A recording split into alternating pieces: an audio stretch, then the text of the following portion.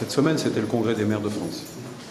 Des milliers de maires s'étaient rassemblés à la porte de Versailles pour travailler. On a entendu le gouvernement qui avait bien du mal à justifier la suppression de la taxe professionnelle. Parce qu'aujourd'hui, les maires sont particulièrement inquiets. On prépare les budgets, c'est le moment.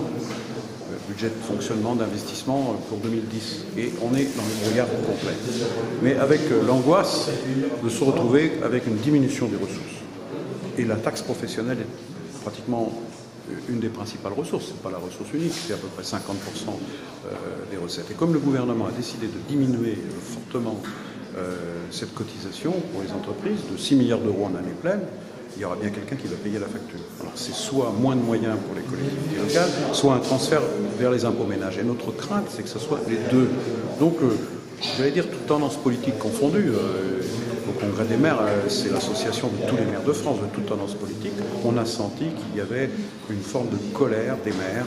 Et les maires, c'est les élus les plus proches des gens, que ce soit dans la petite commune ou dans les grandes villes. C'est la fonction la plus connue des citoyens.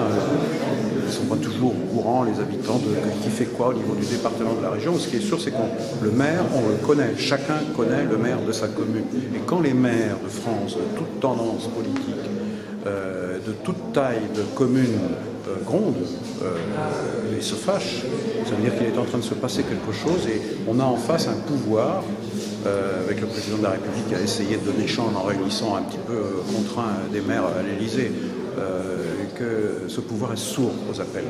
Et ces appels, c'est ceux des Français, c'est-à-dire des citoyens qui aujourd'hui sont inquiets pour leur emploi, pour leur avenir, pour ceux de leurs enfants, et qui, lorsqu'ils ont à s'adresser à quelqu'un, un élu, le font plus facilement à leur maire qu'au président de la République.